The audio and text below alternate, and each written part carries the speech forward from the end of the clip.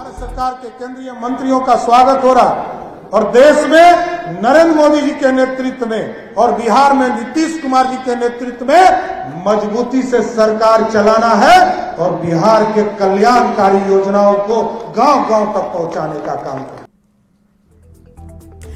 और देखिए, नीतीश कुमार के नेतृत्व में 2025 में सरकार बनाने की बात क्यों कही जा रही है, बिहार में नीतीश कुमार क्यों मैटर करते हैं, इन सब को हम आपको एक एक करके पॉइंट टू पॉइंट समझाते हैं। नीतीश कुमार के बिना बिहार में कोई सरकार नहीं बनती है।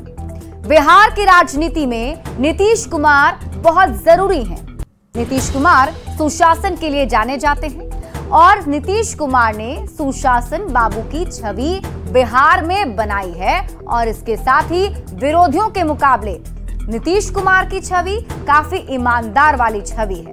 अपराध पर लगाम लगाने में नीतीश कुमार कामयाब रहे हैं और इसका जिक्र वो बार बार मंच से भी करते रहे हैं। जंगल राज का हवाला देते हुए वो कहते भी हैं कि उस दौर से बिहार को उन्होंने बाहर निकाला है। इसके साथ ही भ्रष्टाचार को लेकर नीतीश कुमार ने जीरो टॉलरेंस की नीति अपनाई है। नीतीश राज में ग्रोथ रेट बिहार का काफी तेजी से आगे बढ़ा। लोहिया और जेपी के अनुयायी हैं नीतीश कुमार, उनको वो फॉलो करते हैं। खास तौर पर महिलाओं के बीच में नीतीश कुमार की लोकप्रियता काफी ज्यादा है, क्योंकि शराबबंदी के बाद नीतीश कुमार की लोकप्रियता महिलाओं के बीच और बढ़ गई। जन कल्याणकारी योजनाओं से भी जनता से वो हमेशा जुड़े रहते हैं। 7 निश्चय योजना की बात कर लीजिए, उसमें कई सारी जन कल्याणकारी योजनाओं को लेकर नीतीश कुमार आए हैं। अति पिछड़ा और महादलित का नीतीश कुमार पर भरोसा काफी हमेशा से कायम रहा है और यही वजह है कि नीतीश कुमार बिहार में बेहद जरूरी है। नीतीश कुमार कितने प्रासंगिक हैं और उनकी ताकत का एहसास इस लोकसभा चुनाव में साफ साफ दिखा। भाजपा को इस बात को समझनी पड़ी कि नीतीश कुमार की ताकत लेकर के ही हम बिहार में अगली सरकार बना सकते हैं। इस वजह से भाजपा ने कहना शुरू कर दिया कि 2025 का चुनाव हम नीतीश कुमार के नेतृत्व में ही लड़ेंगे। एक अपना उनका वोट बैंक है, अति पिछड़ा जो 36% का आंकड़ा है सोशियो इकोनॉमिक सर्वे के बाद, कहा जाता है कि वो नीतीश कुमार के साथ खड़ा है। महिला मतदाताओं के बारे में कहा जाता है कि महिला सशक्तिकरण के लिए जो नीतीश कुमार ने काम किया है वो सारे जाति वर्ग से इतर वो महिलाएं नीतीश कुमार के साथ खड़ी रहती है। जो दलित महादलित हैं उनका समर्थन नीतीश कुमार को रहता है और लौकुश समीकरण तो नेचुरल तरीके से नीतीश कुमार के साथ खड़ी रहती है। तो जो सामाजिक समीकरण पर आधारित बिहार का जो चुनावी गणित होता है उसके एक बड़े घटक या बड़े स्तंभ के रूप में नीतीश कुमार जाने जाते हैं। तो देखिए, सम्राट चौधरी के बयान से ये तो साफ हो गया है कि 2025 का विधानसभा चुनाव एनडीए नीतीश कुमार के नेतृत्व में लड़ेगा। नीतीश कुमार के नेतृत्व में ही 2025 में सरकार बनेगी, ये दावा एनडीए की तरफ से किया जा रहा है।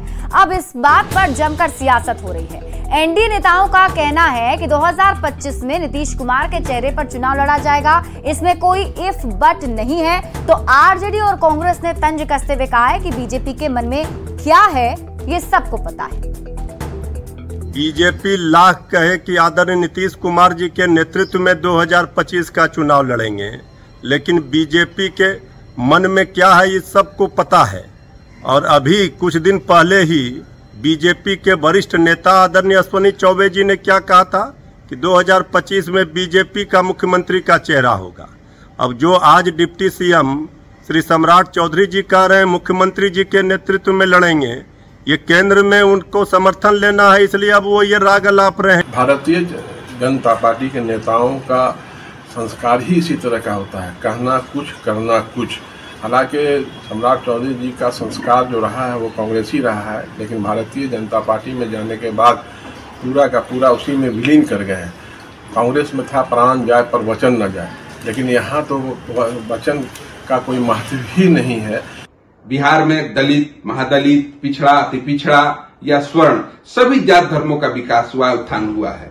माननीय नीतीश कुमार जी आधुनिक बिहार के गांधी हैं और माननीय नीतीश कुमार जी एनडीए के साथ एक अच्छा संबंध रहा है, एक अच्छा अनुभव रहा है और सभी एनडीए के घटक दल मिलकर तय किया है कि 2025 का चुनाव माननीय नीतीश कुमार जी के नेतृत्व में लड़ा जाएगा।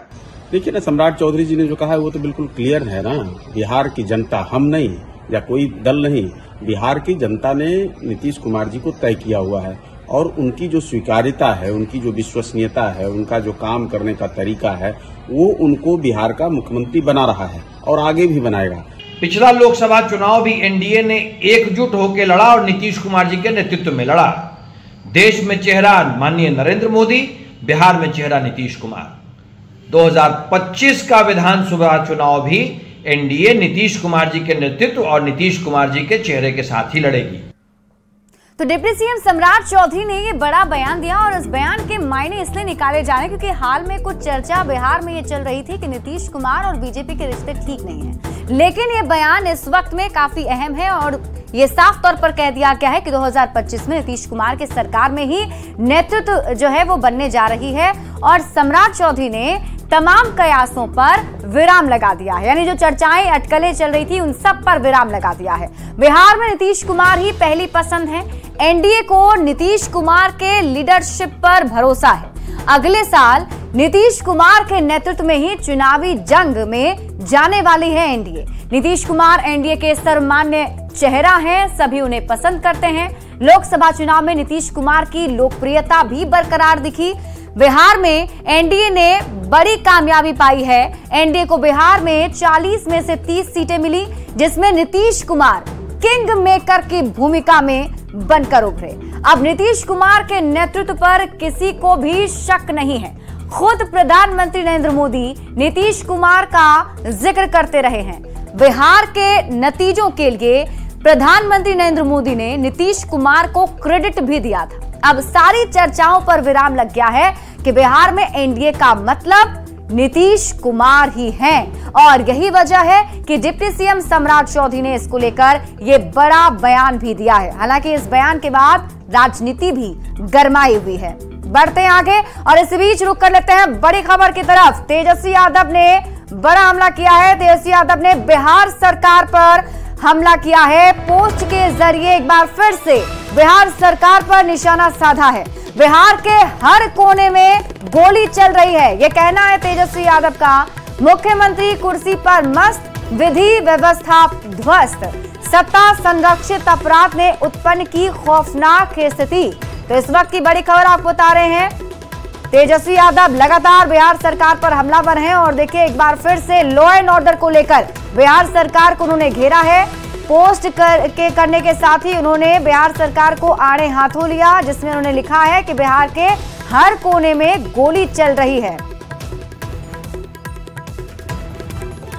बढ़ते हैं आगे। केंद्रीय कोयला राज्य मंत्री सतीश चंद्र दुबे का पटना में समर्थकों ने जोरदार स्वागत किया। समर्थकों ने ढोल और बाजे के साथ केंद्रीय मंत्री का स्वागत किया। तेजस्वी के बिहार में बढ़ते अपराध वाले पोस्ट पर सतीश चंद्र दुबे ने निशाना साधा है। सतीश चंद्र दुबे ने कहा कि तेजस्वी की लुटिया डूब चुकी है, उनके बोलने से कुछ नहीं होगा।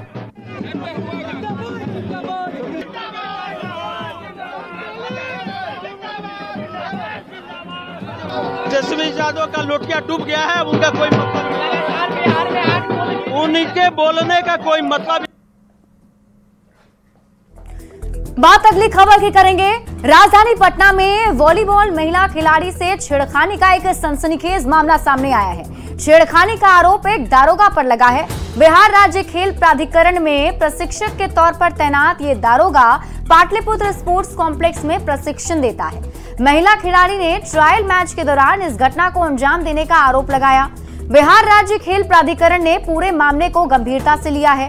प्राधिकरण के डीजी और आईपीएस अधिकारी रविंद्र शंकरन ने पटना के एसएसपी को दारोगा को निलंबित करने और विभागीय कार्रवाई का आदेश दिया है। इस घटना के बारे में घटनास्थल से और अधिक जानकारी दे रहे हैं न्यूज 18 संवाददाता संजय कुमार। दागदार हुई है। वॉलीबॉल की महिला खिलाड़ी ने दारोगा रैंक के एक अफसर पर छेड़खानी का आरोप लगाया है। घटनास्थल यही पाटलिपुत्र स्पोर्ट्स कॉम्प्लेक्स है, जहां पर जो महिला खिलाड़ी है वो प्रतिदिन आती हैं और यहीं पर पटना पुलिस बल में तैनात दारोगा जो बिहार राज्य खेल प्राधिकरण में प्रशिक्षक के तौर पर तैनात है, वह ट्रेनिंग देता है और उसने उस महिला खिलाड़ी के साथ छेड़खानी की। इस बात की शिकायत बिहार के जो डीजी रैंक के अधिकारी हैं, बिहार राज्य खेल प्राधिकरण के रविंद्र शंकरन, उन तक पहुंची और उन्होंने इस पूरे मामले को काफी गंभीरता से लिया है। बिहार राज्य खेल प्राधिकरण के डीजी ने इस बाबत पटना के एसएसपी को पत्र लिखा है और इस पूरे मामले में जांच कर पीड़िता का बयान दर्ज करने के बाद केस दर्ज कर आगे की कानूनी कार्रवाई करने का निर्देश दिया है। इस पूरे मामले को लेकर पटना पुलिस अब कार्रवाई में जुट गई है। पीड़िता का बयान दर्ज कर कंकड़बाग थाने में एफआईआर लॉन्च करवाया जाएगा, क्योंकि ये जो पाटलिपुत्र स्पोर्ट्स कॉम्प्लेक्स है ये कंकड़बाग थाने के जुडिक्शन में आते हैं। तो निश्चित तौर पर एक शर्मसार कर देने वाली घटना है। एक प्रशिक्षक जिसका काम खिलाड़ियों को प्रशिक्षण देना है, उस पर यह गंभीर आरोप लगाया है। पटना पुलिस इसकी जांच करेगी और उसके बाद कंकड़बाग थाने में एफआईआर दर्ज किया जाएगा। उसको निलंबित करने का भी निर्देश दिया गया है, यानी वो सस्पेंड होगा और उसके खिलाफ विभागीय कार्रवाई की जाएगी। तो निश्चित तौर पर एक ऐसी घटना जो राज्य में खेल को बढ़ावा देने के लिए सरकार कृत संकल्प है, गंभीर है, लेकिन इस तरह के जो प्रशिक्षक हैं जो वर्दी की आड़ में इस तरह की घिनौनी करतूत को अंजाम दे रहे हैं, तो उन पर कार्रवाई भी लाजमी है। देखना होगा पटना पुलिस कब तक इस आरोपी दारोगा को निलंबित करती है और फिर कंकड़बाग थाने में केस कर आगे की कानूनी कार्रवाई करती है। कैमरा पर्सन सुबोध के साथ संजय कुमार, न्यूज 18 पटना।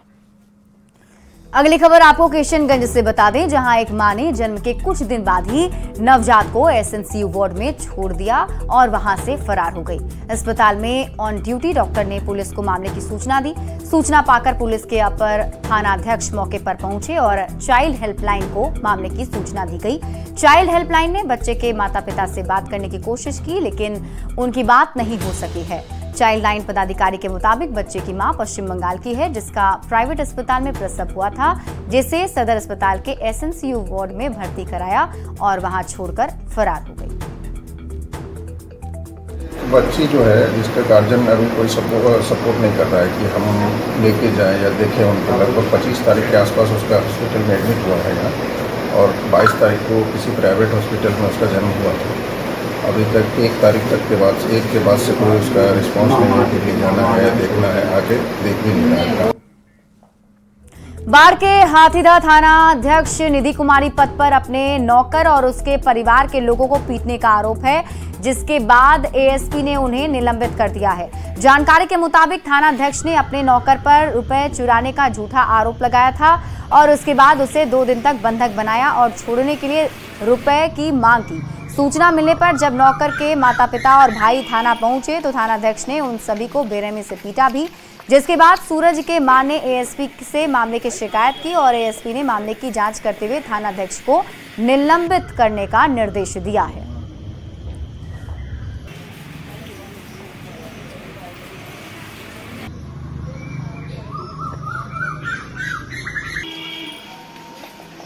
मद्देनजर रखते हुए थानाध्यक्ष के जो ड्यूटी था उसका उल्लंघन हमने पाया है तथा इसी के क्रम में senior SP sir Patna sir को हमने थानाध्यक्ष के निलंबन के लिए अनुशंसा कर दी गई है। बोली थी कि हम आते हैं थाना, हम बुलाए फोन करके कि हम आते हैं तुरंत। बोली कि चल जाना 5 मिनट में। 5 मिनट नहीं हुआ तो मम्मी को मारने लगी।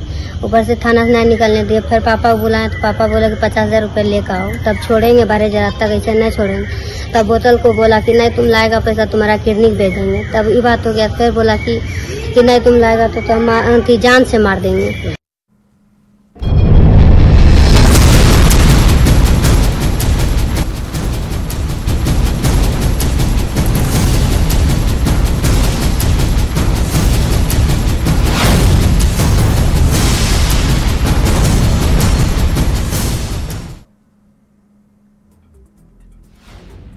आवश्यक सूचना। भारी बारिश के कारण जगह जगह जहरीले सांप निकल रहे हैं। ऐसे में सावधान रहने की जरूरत है। अगर दुर्भाग्यवश किसी को सांप काट ले तो इन जरूरी बातों का ध्यान रखें। सांप के काटने के बाद दौड़ भाग ना करें। इससे खून का दौरा बढ़ने पर जहर तेजी से फैलता है। जहां सांप ने काटा है उस जगह को हिलाएं डुलाएं नहीं। पैर में काटा हो तो लेट जाएं। हाथ में काटा हो तो पट्टी बांधकर हाथ लटका दें। जहर का फैलाव रोकने के लिए निशान की जगह के ऊपर रुमाल या रस्सी बांध दें। ध्यान रखें कि इसे ज्यादा कसकर ना बांधा जाए, इससे गैंग्रीन होने का खतरा रहता है। घटना के तुरंत बाद अपने नजदीकी अस्पताल में पीड़ित को लेकर जाएं और उसका इलाज कराएं। किसी भी सूरत में झाड़ फूक के चक्कर में न पड़े। और अब बात करेंगे आफत की, बारिश की। बारिश होने की वजह से जहां कुछ लोगों को गर्मी से राहत मिली है, तो कई जगह पर ये बारिश आफत बन गई है। बात हम कटिहार की करें तो कटिहार में महानंदा नदी में कटाव से कई इलाकों में दहशत का माहौल बना हुआ है। फलका प्रखंड के करबला घाट के पास तेज कटाव से गांव वालों में काफी दहशत है। गांव वालों के मुताबिक अगर इसी तरह से कटाव होता रहा तो खेतीहर जमीन के साथ ही गांव के 200 से 300 घर महानंदा नदी में विलीन हो जाएंगे, जिस कारण जल्द से जल्द कटाव निरोधी कार्यों को करने की मांग की जा रही है। वहीं जिलाधिकारी के मुताबिक बाढ़ जैसे हालातों के लिए जिला प्रशासन पूरी तरह अलर्ट है और जरूरत के हिसाब से कई जगह पर फ्लड फाइटिंग का काम भी करवाया जा रहा है। कैमूर में लगातार हो रही बारिश ने अब सदर अस्पताल की व्यवस्था की पोल खोलकर रख दी है। पानी निकलने की समुचित व्यवस्था नहीं होने के कारण अस्पताल में हर कोने में पानी पहुंच गया है। बारिश के कारण अस्पताल जलमग्न हो गया है। नाले का गंदा पानी अस्पताल में घुसने लगा है, जिससे अस्पताल में आने वाले मरीज और उनके परिजनों को काफी दिक्कतों का सामना करना पड़ रहा है। बरसात जहाँ शुरू हो जाता है, बारिश अगर ज़्यादा होती है तो हमारा अस्पताल जलमग्न हो ही जाता है और मरीजों को परेशानी का, सबों को परेशानी होती है, चाहे वो डॉक्टर्स हों चाहे स्टाफ को, मरीजों को परेशानी होती है। इसके लिए सूचना हम लोग ऊपर लेवल पे भी दिए हुए हैं कि इसका निकासी प्रॉपर ढंग से नहीं बना है, जिसकी वजह से होता है। लेकिन उसका हम लोग एक उपाय किए हुए हैं कि जब जल जमाव हो जाता है, परेशानी तो हो ही जाती है, उसके लिए हम लोग मोटर के द्वारा उसके पानी की निकासी बाहर करते हैं। बेतिया के नगर निगम के वार्ड नंबर 38 में जल जमाव के कारण लोगों को परेशानी हो रही है। सड़क पर जल जमाव के कारण आवागमन पर काफी असर पड़ रहा है। स्कूली बच्चे पानी को पार कर स्कूल जाने को मजबूर हैं। वार्ड 38 के बाभन टोला के लोगों ने जल जमाव को लेकर नगर निगम और स्थानीय जनप्रतिनिधि के खिलाफ आक्रोश प्रदर्शन भी किया। कई बार सड़क से गुजरने वाले लोग इस जल जमाव में गिरकर जख्मी भी हो गए हैं।